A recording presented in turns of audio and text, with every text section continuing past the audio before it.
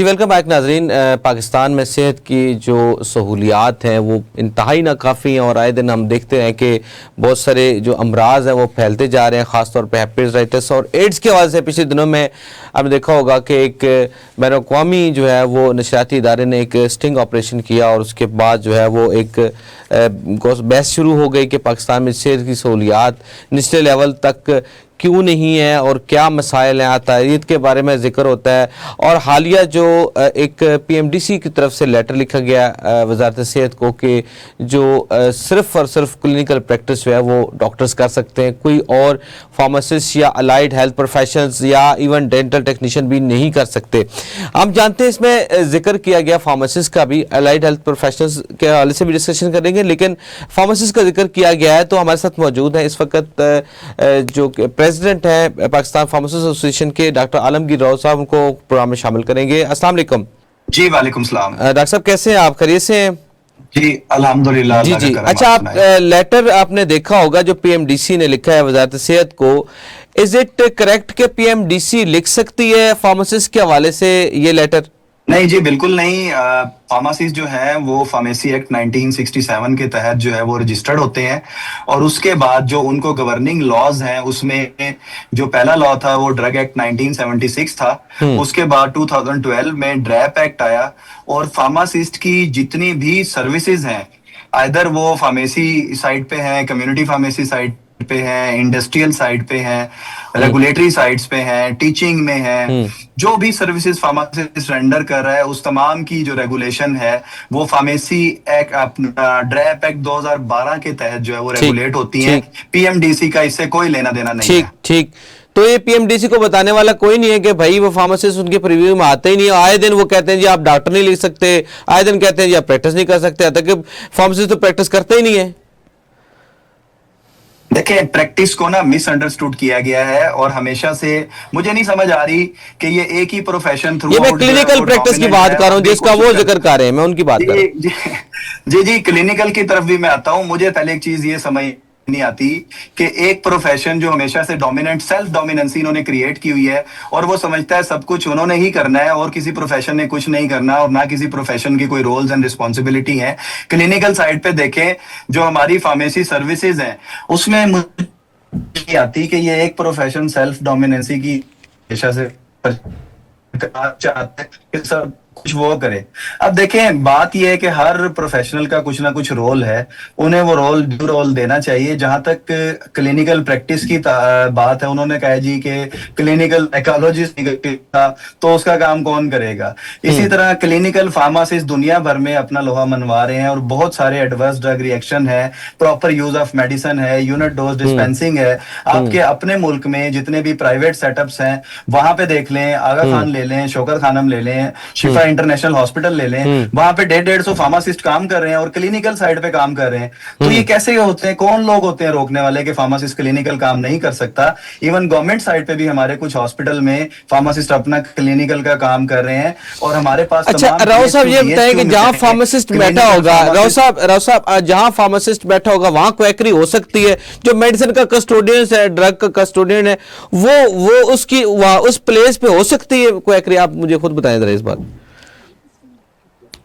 सबसे पहले तो आज आपको मैं रूट काज बताता हूँ क्वैकरी कैसे हुई है और कैसे क्वैकरी ने जन्म लिया है। हमारे जो प्रोफेशन के हजरात हैं ये लो वेजिस पे जो है मैट्रिक पास लड़के अपने पास रखते हैं और उनको ट्रेन करते हैं 3 से 4 महीने में, बजाय इसके कि किसी प्रोफेशनल लोग को रखें, नर्सिस को रखें, डिस्पेंसर्स को रखें, ताकि वो एक प्रॉपर ट्रेंड लोग जो है वो लोगों को जो है वो इंजेक्शन या मेडिसिन डिस्पेंस करें। ये खुद लोगों को ट्रेंड करते हैं, उसके बाद खुद लोगों को मुख्तलिफ जगहों पे प्लेस करवाते हैं, वहां पे अपने बोर्ड्स देते हैं, उनसे बाकायदा शेयर लेते हैं और उनसे पेशेंट रेफरल लेते हैं। इन्होंने खुद वो हैचरी बनाई हुई है क्वैक्स की।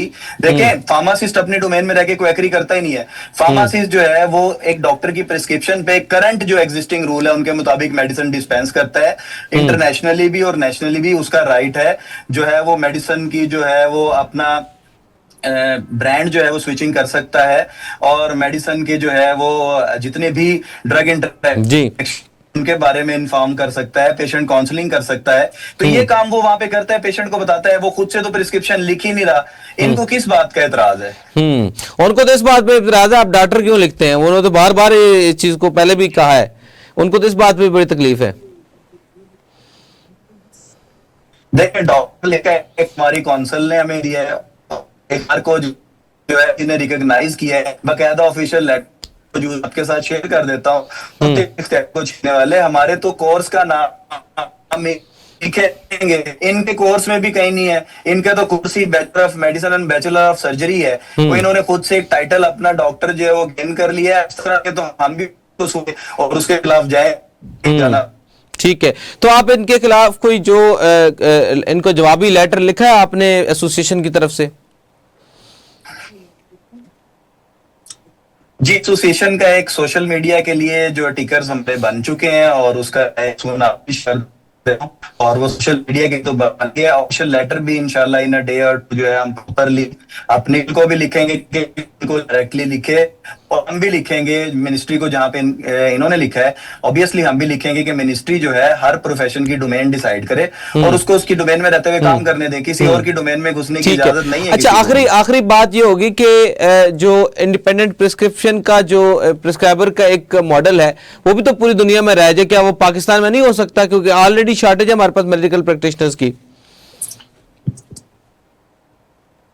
जी बिल्कुल, देखें मैं जब से अपना साल सोशल मीडिया पे भी आपके चैनल्स पे भी इंटरव्यू में बात कर चुका हूं कि पूरी दुनिया में जो है फार्मासिस्ट का एक इमर्जिंग रोल आ रहा है इंडिपेंडेंट प्रिस्क्रिप्शन का। और वो इंडिपेंडेंट प्रिस्क्रिप्शन कुछ मुल्क जो है वहां पे जो है डिजीज के हिसाब से किया गया, कुछ मुल्कों में जो है वो अपना मॉलिक्यूल्स के हिसाब से किया गया है। कल से जब से डिबेट शुरू हुई है, मुझे बेतहाशा इंडियन फार्मासिस्ट ने वहां की रेगुलेशन शेयर की। इवन अमेरिका की 50 स्टेट्स में डिफरेंट लेवल पे फार्मासिस्ट इंडिपेंडेंट प्रिस्क्राइबर है। अमेरिका में है, ऑस्ट्रेलिया में है, यूके में है, जहां पे यहां से कहीं अच्छा मेडिकल सेटअप मौजूद है, कहीं से अच्छा क्लिनिकल सेटअप मौजूद है, वो फार्मासिस्ट की सर्विसेज को एक्नॉलेज कर रहे हैं। तो यहाँ पे एक्नॉलेज करने में क्या प्रॉब्लम है? उसके लिए हम फाइट कर रहे हैं और इंशाल्लाह भरपूर फाइट करते रहेंगे, सब्जेक्ट टू दैट कि जैसे वहां पे भी उनके बाकायदा कुछ कोर्सेज हैं और कुछ ट्रेनिंग्स हैं। हम भी ये नहीं कहते कि हम किसी की लाइफ को जो है वो रिस्क में डालेंगे, और ऐसे ही कोई भी मेरे जैसा बंदा जिसका कोई क्लिनिकल का एक्सपीरियंस नहीं है और वो जाके काम शुरू कर दे, बिल्कुल इजाजत नहीं होगी। उसके साथ साथ हम कोई बाकायदा मॉड्यूल डेवलप करेंगे, उनको रेलेवेंट काउंसिल से अप्रूव करवाएंगे इसकी काम करें।